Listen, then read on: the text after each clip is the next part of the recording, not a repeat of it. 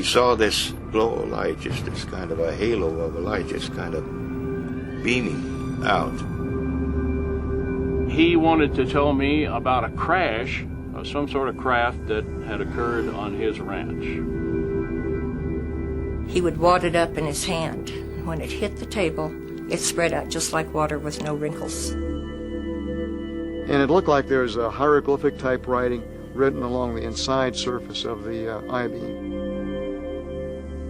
They had no earlobes. They had 2 ear canals, 2 very small orifices for the nose, a concave face. Oh yes, it was a cover-up from the beginning.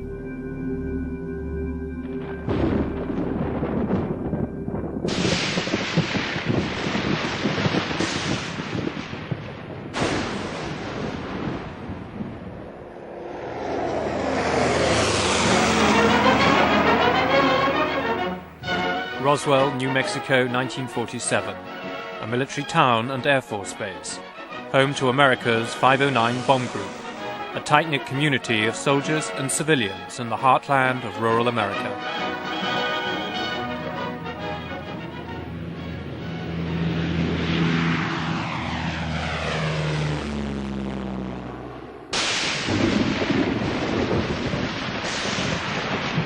In the summer of 1947, the whole of America was gripped by a wave of sightings of flying saucers. In Roswell, there were many witnesses to a strange light in the sky.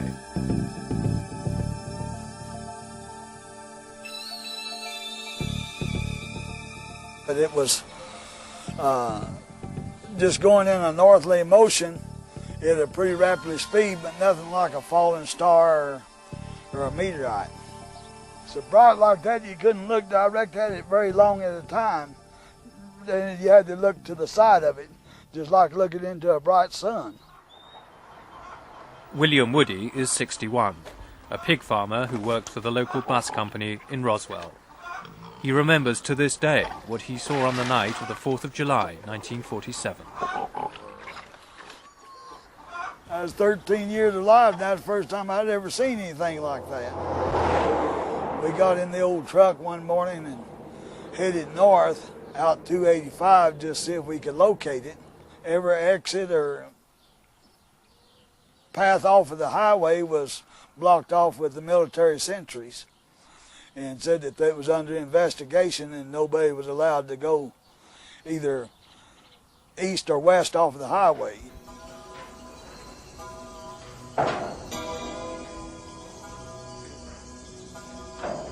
On the Foster Ranch, 75 miles northwest of Roswell, Mac Brazel, a farmhand, was on his daily rounds when he came across some strange material scattered in the fields.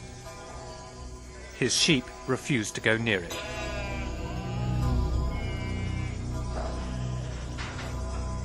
Unable to identify what it was, Brazel travelled 20 miles to show his nearest neighbour what he had found. Loretta Proctor is 83 and still lives on the same ranch near Corona, north of Roswell. She remembers Brazel arriving on horseback with a collection of strange material. He showed us this piece that looked like plastic or wood of some kind, and he said that there was some metallic-looking stuff that when you crushed it, it just straightened right back out. It wouldn't stay crushed. And there was some beams or something that he said had kind of pinkish purple printing on it. Well, we told him it's probably a UFO and he should report it.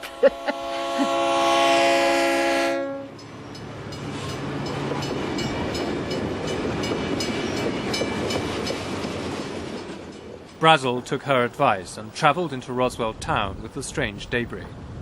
He reported his find to the sheriff of Chavez County. Sheriff George Wilcox immediately notified the local air base. Roswell Army Airfield was home to the 509, America's elite bomb group which had dropped the atomic bomb on Japan. As the only atomic bomb squadron in the world, it was surrounded by the highest levels of security and secrecy. The 509's air intelligence officer was Major Jesse Marcel. he was assigned to investigate the material that the rancher had brought in. Marcel drove out to Brazel's ranch to collect some of the debris. That night, he brought it back to his house to show his wife and son. He came back real late one night, about 2 o'clock in the morning, as I recall, very excited because he woke myself, my mother up, saying they found parts of a UFO or a flying saucer at that time. And he wanted me to see it because it was such of an unusual type of finding. Dr. Jesse Marcel Jr. is himself a pilot, colonel, and state surgeon in Montana's Air Force Reserve.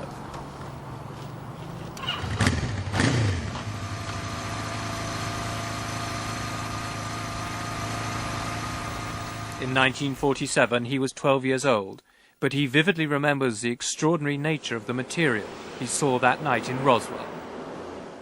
As I recall, the most unusual part of the debris that I saw was the I-beam fragments, or what I recall as being I-beam, because they were very light, very strong, and they had some writing along the inside surface of this. And that was the thing that really set this apart from anything I'd ever seen before. Dan Dwyer and his colleagues in the Roswell Fire Brigade were also involved. The firemen were shown some remarkable material with curious properties. Dwyer's daughter Frankie was in the station at the time and remembers picking it up. When I would wad it up, it was like I had nothing in my hand. I couldn't feel it touching my skin. It was real weird. Drop it on the table and it was just like water, the way it would spread out. Meanwhile, Major Marcel brought the material he'd recovered back to Roswell Army Airfield. The commanding officer, Colonel Butch Blanchard, surprisingly ordered his public information officer, First Lieutenant Walter Hort, to issue an astonishing statement to the press. I was instructed by Colonel Blanchard to put out a press release which in effect stated that we had in our possession a flying saucer. In essence, it said that we have in our possession a flying disc. It was picked up on a ranch, and I can't remember if I said northwest of Roswell, brought into town by Mac Brazel, a ranch foreman, and the material was flown to higher headquarters, 8th Air Force, General Ramey. It was an announcement that stunned the world. The London Daily Telegraph reported that although no details were given of the craft, the Air Force claimed that it was of a flimsy construction, like a box kite. A small town in America had become the center of the world's attention. There was a tremendous amount of excitement because here I am, a little country editor in a small city in New Mexico, talking to Paris and Rome and London and Tokyo, and I can't remember all of them. Spent the whole afternoon on the phone. And I know that my counterparts at the Roswell paper and probably at the radio stations did the same. But there was a lot of excitement. America was transfixed. Radio networks issued hourly bulletins. This is an actual broadcast of the time. Headline edition, July 8, 1947. The Army Air Forces has announced that a flying disc has been found and is now in the possession of the Army. Army officers say the missile, found sometime last week, has been inspected at Roswell, New Mexico, and sent to Wright Field, Ohio, for further inspection. Russia has demanded UN action to get all... Major Marcel had flown samples of the material to Fort Worth, Texas, headquarters of the 8th Air Force. Here, the story would take a remarkable turn. General Roger Ramey, the commanding officer there, called a press conference in his office. In front of photographers, he invited Major Marcel to display the material he had brought from Roswell. The base duty weather officer was also ordered to attend so that he could give his verdict to the press as to precisely what Marcel was holding in his hands. The general called and said, "Get your ass over here to my office. We got something here we want you to look at." And aye, sir. And he says, "If you've got a car, fine. If you haven't, get one. Get the first means of transportation and get over to my office." And when I saw that, I said, "Is that your flying saucer?" And they said, "Yeah." And I said, "Well, hell no, that's a Raywin target and balloon. And if it isn't," I said, "I'd eat it without salt or pepper. I know what that is." "Are you sure?" Yes, I'm sure. I know what that is. This is what I would like to show you. In here, this is the photograph of the debris that was seen in General Ramey's office at Carswell Air Force Base in Fort Worth, Texas. This is my father holding up what is very obviously parts of radar target with balloon debris. In here you see balsa fragments. You have actually parts of the balloon envelope in of itself, and you have what looks like paper-backed metal foil. And to emphasize this, this is not what was seen on the floor of our kitchen that evening or that late early morning hours in 1947. This is totally different. The implication is that Major Marcel may have been ordered to take part in a cover-up that involved switching the material from Roswell for a common weather balloon.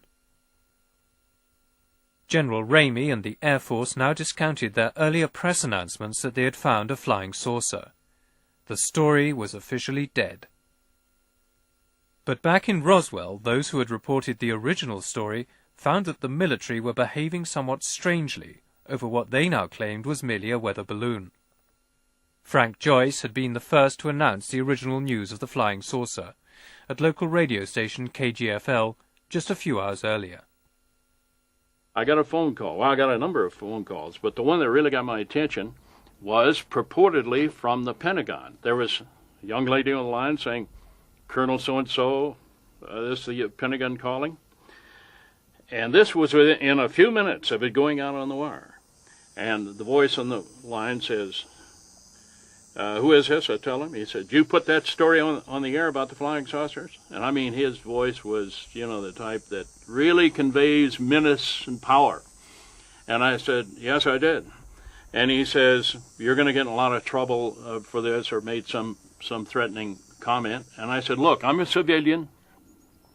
You can't talk to me this way. You can't treat me this way. You can't tell me what to do in stories I put on the air."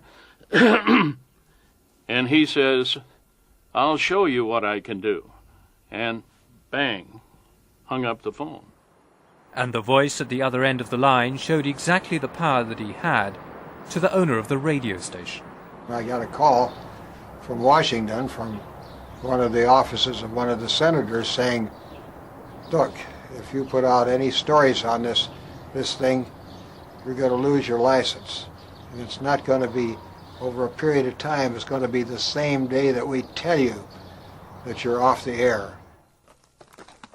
Frankie Rowe, the fireman's daughter who had handled some material, had always regarded the Air Force in Roswell as friends of the town. But an unexpected visit from the military to her home would now cast the Air Force in a sinister new light. He had this club or stick or whatever it was, and he was beating it on his hand. And he would hit it. Every time he would say something, he'd hit his hand. And he said, "I want you to know you were never there." And I didn't understand what he meant, because I said, "Yes, I was." And he said, "No, you weren't." I said, "Yes, I was." And he said, "Can't you get this through your head? You never saw anything. You were not there. You don't know anything." And he said, "This is a big desert out here. We can just take you out in the middle of this desert and no one will ever find your bodies." He said, "You'll be nothing but bones and nobody will ever know what happened to you." And I told him I would not talk about it. If it were not for the threats, the entire Roswell affair could be viewed as nothing more than an embarrassing mistake. But in 1965, Butch Blanchard, now a four-star general, attended a reunion dinner in Roswell, and the incident had not been forgotten. He had been the commander here in 1947, and I was at a table with the general and several other locals when they were interrogating him about the 1947 incident, and he declined to answer any of the questions, except he did comment that it was the damnedest thing he'd ever seen. He never would discuss it, but several months later, one night, I badgered him again, as I like to do, and he said, "Well," and he paused, he said, "I'll tell you this," and I'm paraphrasing him because I don't remember exactly how he said it, but in essence he said, what I saw I've never seen before.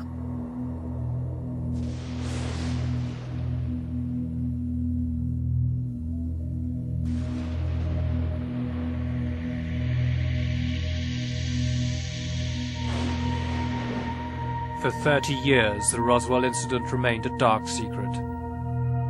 Town and military maintained an uneasy silence.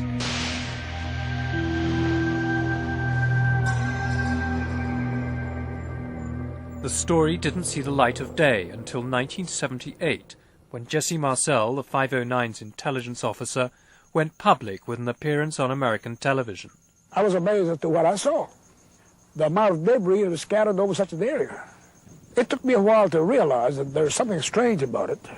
But the more I saw the fragments, the more I realized that it wasn't anything that I was acquainted with. I proved by trying to burn it, it wouldn't burn. I tried to break it, it would not break. If it was something of ours, I'm sure there would be no reason to keep it under cover that long.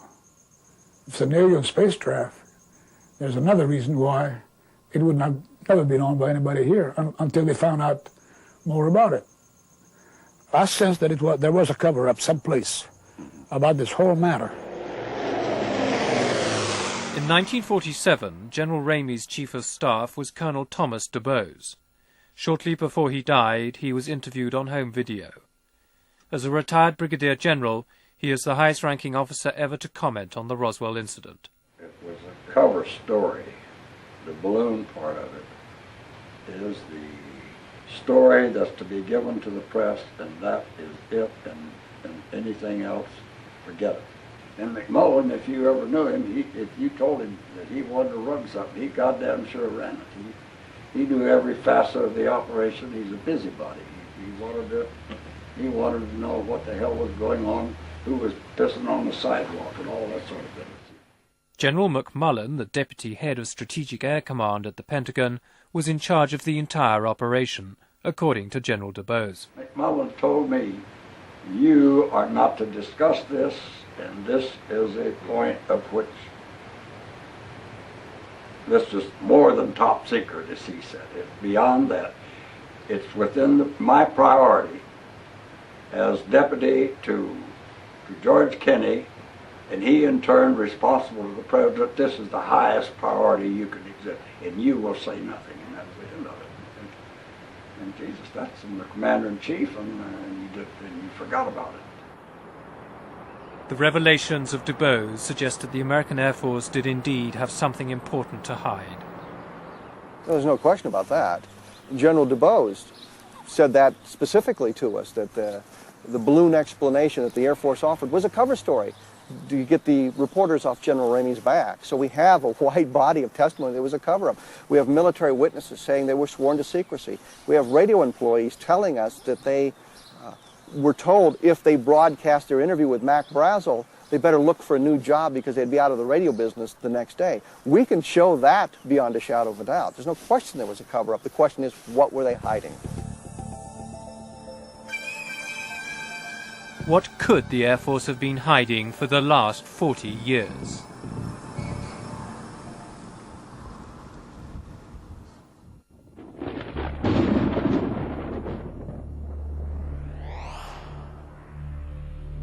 One man who may hold the key to the Roswell mystery is Frank Kaufman. Kaufman claims that in 1947 he was a master sergeant in personnel at Roswell Army Airfield. But what was not known at the time, he says, is that he was also a covert member of a highly secret counterintelligence unit codenamed the Nine. Tonight, Kaufman reveals for the first time what he claims is the true story of the Roswell incident. I was assigned to Roswell in 1942. My duties at that time was somewhat classified.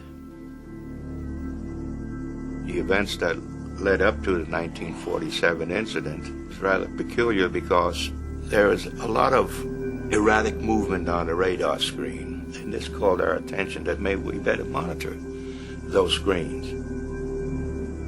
They sent some of us to Alamogordo, the White Sands, to view the the blips on the screens. The blips were just dancing from one end of the screen to the other, and then all of a sudden there was kind of a flash, and it just disappeared.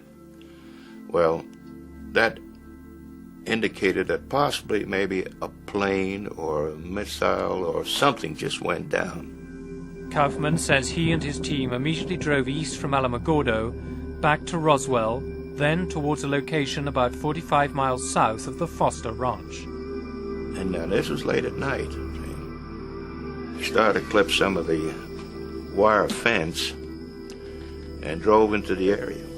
The terrain was very rough at the time. There was no roads leading into it.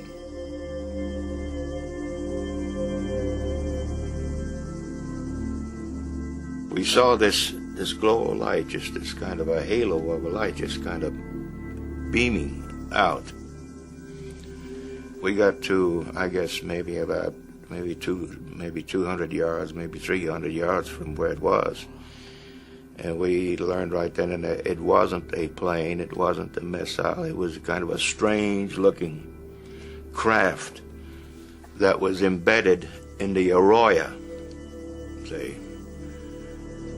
The size of the craft, I would say possibly maybe around 20, 25 feet in length, and it was open and kind of halfway, and one body was thrown up against the wall of the arroyo. The other one was half in and half out of the craft. And when we got in close, we noticed that there were probably 3 others inside the craft. Then we radioed in back to the base to have a truck, a flatbed, and a crane and everything else just come out to the site, and we prepared everything to clear everything off. Frank Kaufman provided us with what he claims is a copy of his official report on the Roswell incident. A top-secret document containing observations and sketches of what he saw at the time.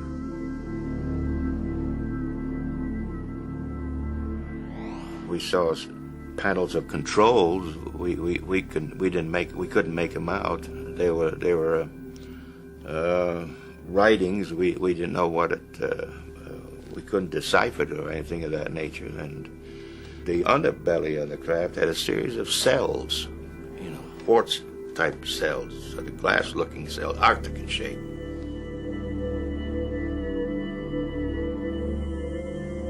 This is the actual site where Kaufman says he saw the strange craft for the first time. This is an artist's impression of the aliens based on Kaufman's own descriptions. We noticed one thing, that deterioration was beginning to set in on one of the bodies of the hands. We noticed the hands of skin trying to shrivel up, and that's the reason why we put them in the bags real in a hurry and got them out to the base hospital. They called the mortuary here to find out if there was anything that they could preserve the bodies with. The base also inquired about the availability of child-sized coffins, and later there was another call to the town undertaker.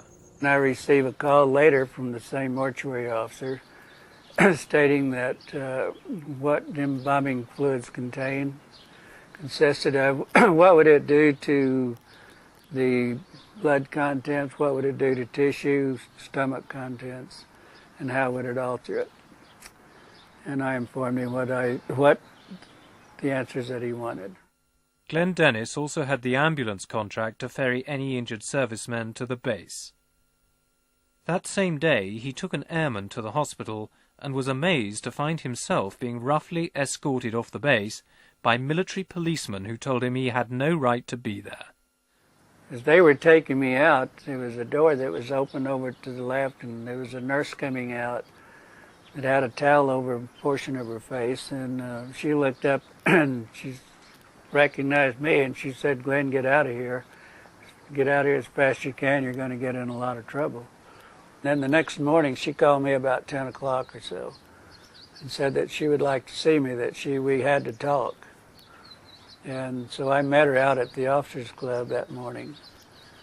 And she was already there when I arrived at the Officers Club.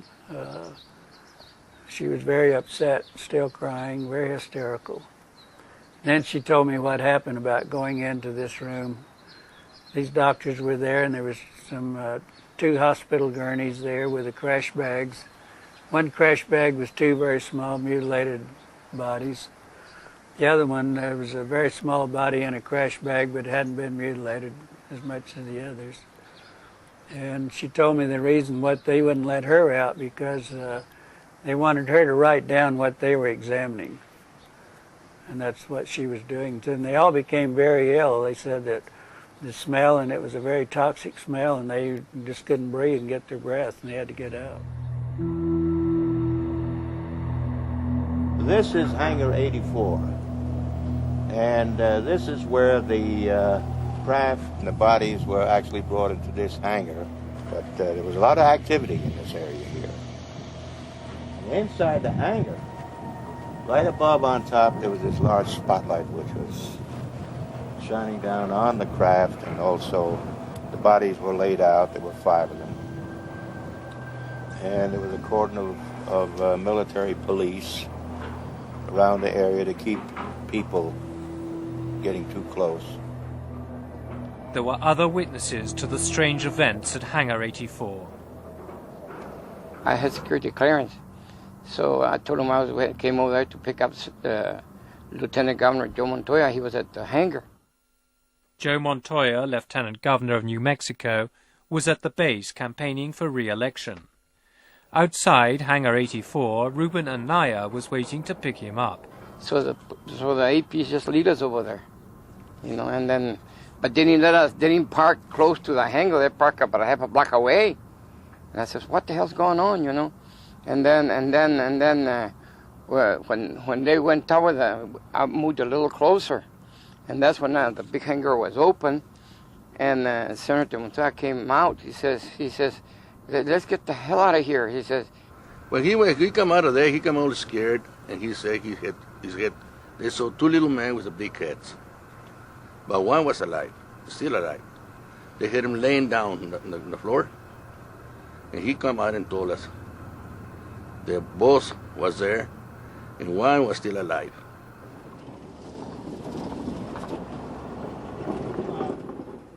There were other witnesses with strange reports of aliens. Fireman Dan Dwyer told his daughter Frankie what he had seen. He said it did not come from this world. Did not look like anything he had ever seen. And he said there were little people out there. And Mother asked him what he meant by little people, and he said they weren't human people, but they were little people. He said there were 2 that were already dead when they got there, and they were put into body bags. And I don't know if the one that was still alive had put them into the bags or if someone assisted at the time. There was one that was still alive and was walking around. At the sheriff's office, Sheriff Wilcox's wife later told her daughter what had really happened. She said that there was a flying saucer, and that they even found some bodies by it, and one of them was alive, and that the Army,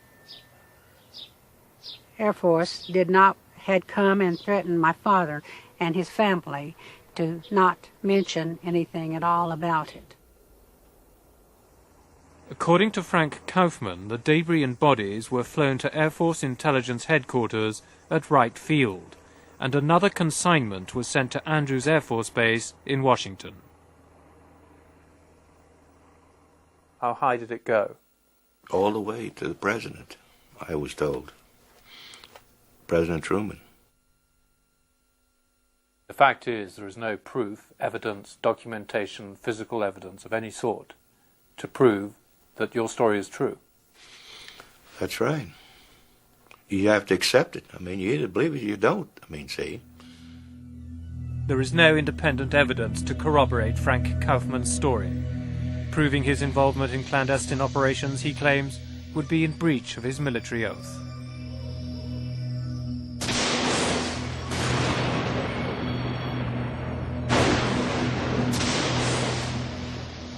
The lack of tangible evidence has been a consistent feature of the Roswell incident. Then earlier this year, sensational film allegedly shot by an American military cameraman appeared in London. Our cameraman says that the crash happened in June. He was sent down to White Sands on the 2nd of June 1947, and that they'd spent a week and a half clearing up the area. He also explains that when they first arrived at the site, the area had been cordoned off, and that no one went anywhere near the vehicle. The ground surrounding the vehicle was hot. He said the creatures were all laying by the side, holding onto these oblong boxes which they wouldn't let go. And after a few hours, when the military moved in, the instruction was to move away all the loose debris and the creatures.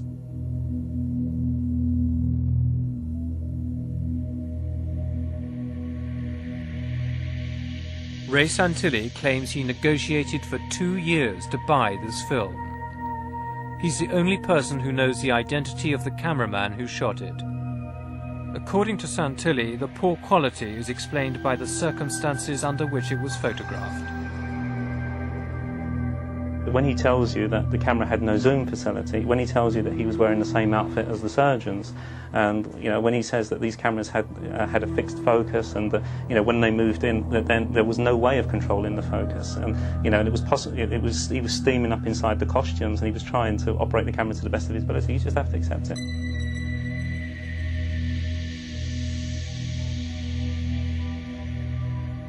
The other question is, well, why isn't it a fixed camera? Why isn't it a camera fixed above looking at the body? But then his argument is that, well, surgeons were bending over it all the time, and the only way you can get to see these things is by moving around. And the camera that he detailed as using, we checked at the museum, and it's a handheld camera. Despite repeated requests, Ray Santilli has been unable to arrange a meeting between us and the cameraman. So far, we have no real proof of his existence.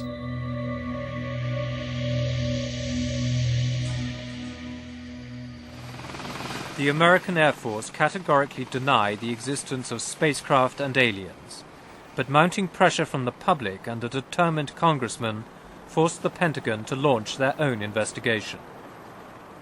In July 1994, their official report admitted for the first time that the original weather balloon story was in fact a lie, designed to cover up what had really crashed at Roswell, a balloon of a different kind. This is film of Project Mogul, a top-secret project designed to detect sound waves from Soviet atomic tests. The Air Force report states that Project Mogul offers the most likely explanation for the Roswell incident. I suspect that our Flight 4 on the 4th of June was probably the source of the debris that the Ranger found. It was not recovered, and the record indicates that the B-17 abandoned tracking it while it was still airborne, and it's my memory that it was over a little town called Arabella, just north of Capitan and about 17 miles from where some debris was later found. Curiously, an examination of the actual flight logs of the time reveals that there is no record of the existence of Flight Number 4 on the 4th of June. The one the Air Force claims explains the Roswell incident. Moore says no records exist, as no data was entered for unsuccessful flights, yet other flights that were unsuccessful are clearly documented. Discrepancies such as these have led many to doubt the Air Force's insistence that Project Mogul is in fact the answer to the Roswell mystery.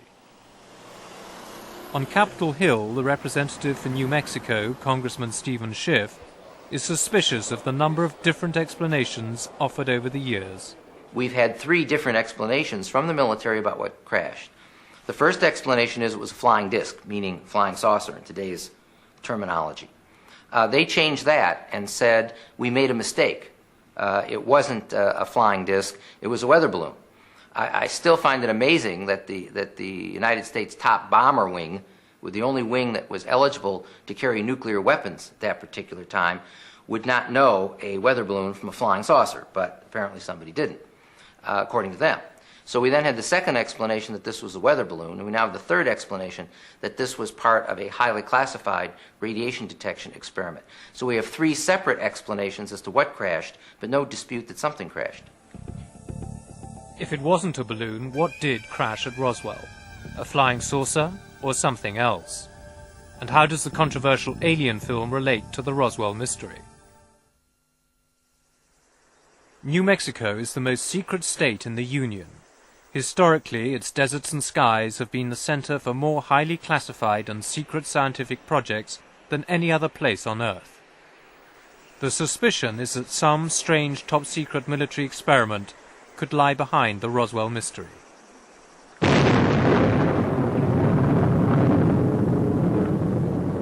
"50 years ago, the first atomic bomb was detonated in the Trinity test near White Sands.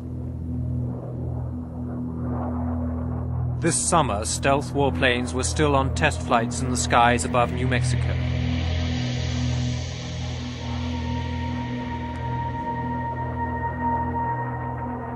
And almost half a century earlier, their predecessor, the Flying Wing, was also seen in these skies.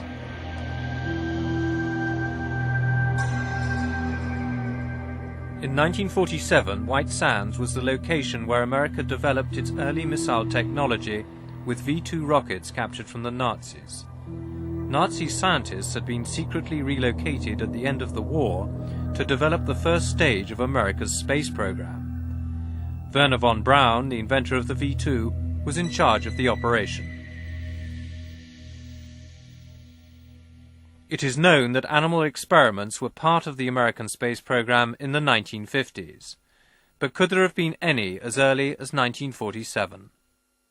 One series, which was known as Project Albert, which launched a chimpanzee or a monkey, a small monkey, in one of the nose cones. Needless to say, the monkey didn't survive due to some technical difficulties with the nose cone in re-entering into the Earth's atmosphere. When was that? That was probably around the late 40s and the early 50s. And this was even before the famous Ham, the space chimpanzee, which was trained over at the Alamogordo Air Force Base.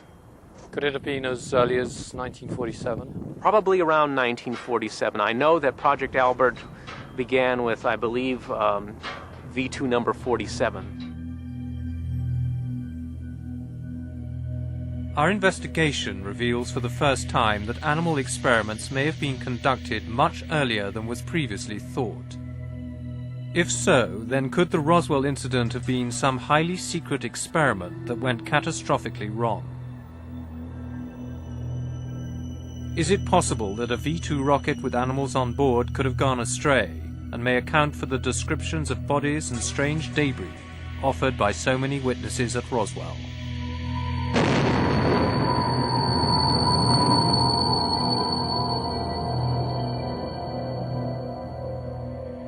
Could the metal with the curious properties at the Foster Ranch have come from a crashed V-2? We have researched our records extensively, and on that specific date and time, and even that month, we had nothing that could conceivably be within that area. We had been launching some balloons, but nothing in that particular month when the crash at Roswell occurred. And all of our rockets that we did launch could be accounted for during that time period, and there was nothing that White Sands had available at that time that could reach that far over to Roswell. As far as White Sands is concerned, we're pretty clean on this incident. If the military authorities are to be believed, the records rule out the possibility of a crashed V-2. But the military admitted lying before to cover up something more secret. It is this possibility which leads many to believe that the cover-up continues. And according to Ray Santilli, the cameraman of the alleged alien autopsy seems to offer a tantalizing clue. They're not alien creatures as far as he's concerned. He just calls the creatures freaks all the time. He says they've got no reason to be here, and he says he doesn't know what they are. Our cameraman's a very religious guy. He just refuses to believe. And he was there at the time, he saw everything that happened, but he refuses to believe that these are extraterrestrials. He just says that, it's just some goddamn experiment, and that's it. He just calls them freaks. You have to remember, this is a cameraman that was there at White Sands, with the Trinity experiments as well. It appears that lots of weird and wonderful things happened at that time.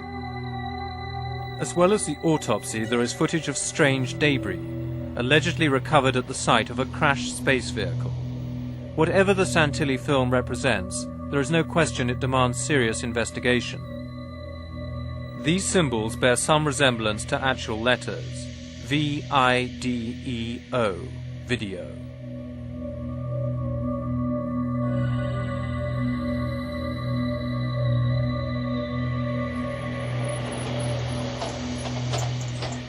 Despite doubts about its authenticity, we took the film to America to show to some of the witnesses that we originally interviewed about the Roswell incident.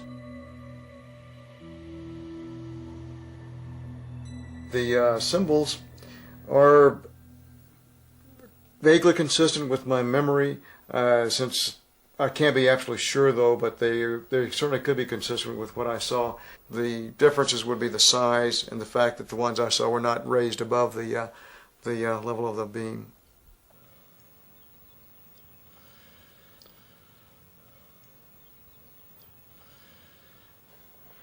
I'm trying to count the fingers in there. There was 6. I don't recall 6 fingers though. I don't know. It could. I won't swear to it, John. I don't recall those 6 fingers though. To be honest with you, it doesn't look too close to the Roswell incident. I can say that much. Dr. Ian West is one of Britain's leading forensic pathologists. He's frequently called upon by Scotland Yard in murder investigations. The blood pattern is unusual. You don't normally get, that incision has been open for some time now. We've got 4 little trails running from it. Although we have a number of quite distinct linear trails, dark trails, which look like blood trails, they're not of the nature that I would expect to see at a post-mortem. I would see some more smearing, some more irregularity in the blood loss from the margins of the incision.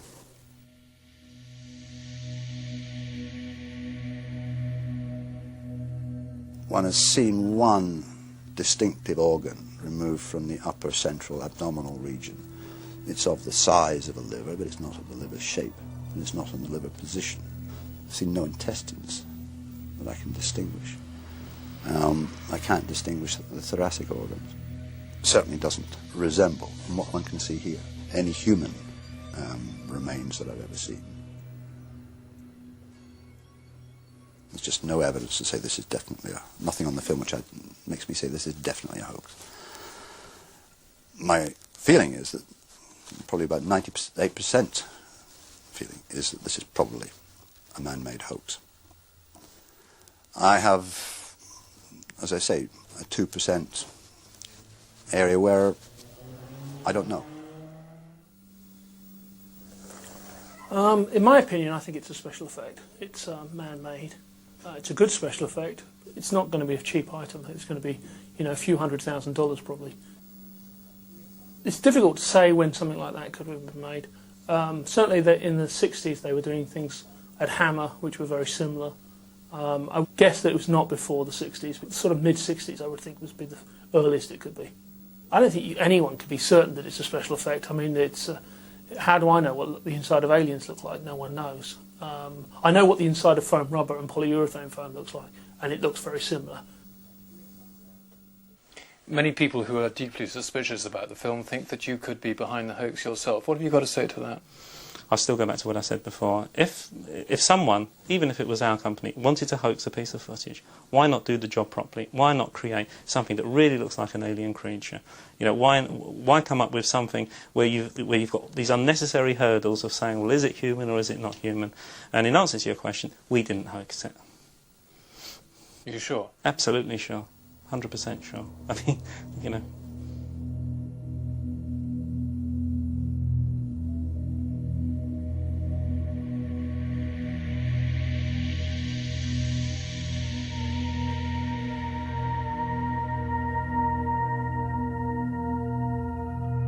As of this moment, there is no conclusive evidence to prove that the film is either genuine or a hoax. Establishing its provenance is a critical factor in moving the Roswell mystery closer to resolution. One vital step would be to have the film chemically analysed by a photographic laboratory.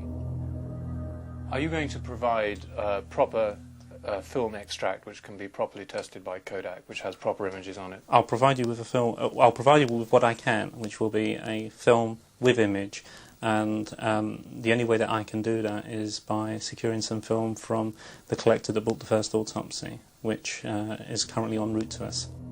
So far, no suitable film extract has been provided for laboratory tests. But we continue to press for it.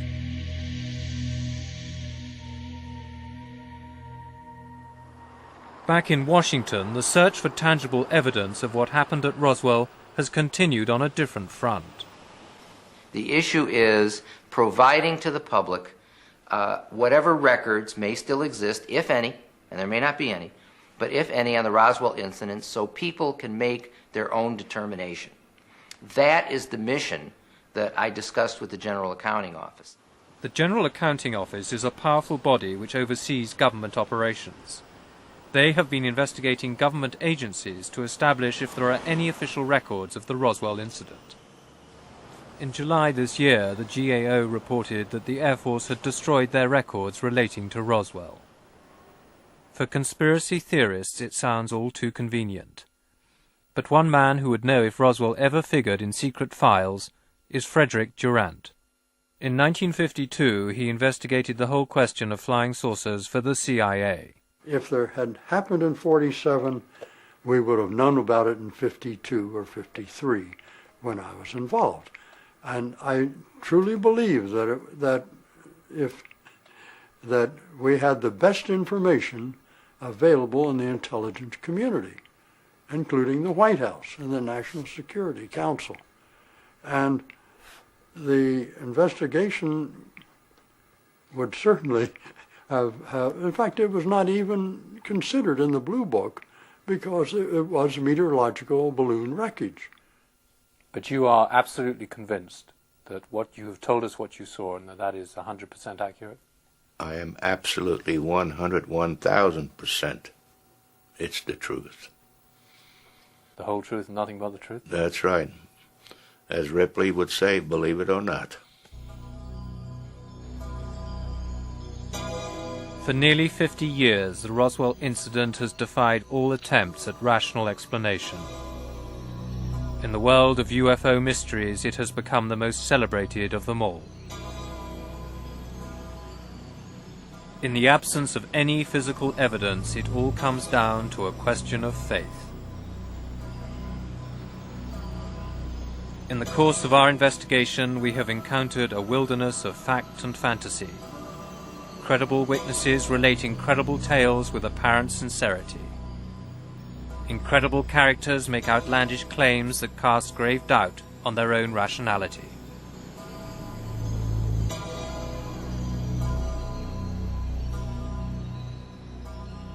But could so many ordinary people from the rural heartland of America be either lying or afflicted by a false memory syndrome that leads to similar accounts of the same story? Basically, I think you'll find that the people who are telling you these stories are very ordinary Americans.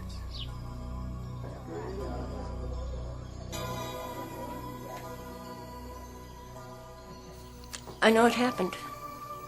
I know it was real. The threats were real. I think that they're covered up some, and I think they should tell the truth to the public now. Today, the Roswell incident remains shrouded in mystery. The Air Force insists that there are simply no secrets to conceal. Yet in a final twist, a source close to the Pentagon has informed us that secret documents have now come to light, and that in the next few months a new report will finally explain the mysterious accounts of strange bodies. It is just possible that the riddle of the Roswell incident may yet turn out to be a cosmic Watergate. General Ramey describes the object as being of flimsy construction, almost like a box type. He says that it was so battered that he was unable to determine whether it had a disc form, and he does not indicate its size. Ramey says that so far as can be determined, no one saw the object in the air, and he describes it as being made of some sort of tin foil. Other Army officials say that further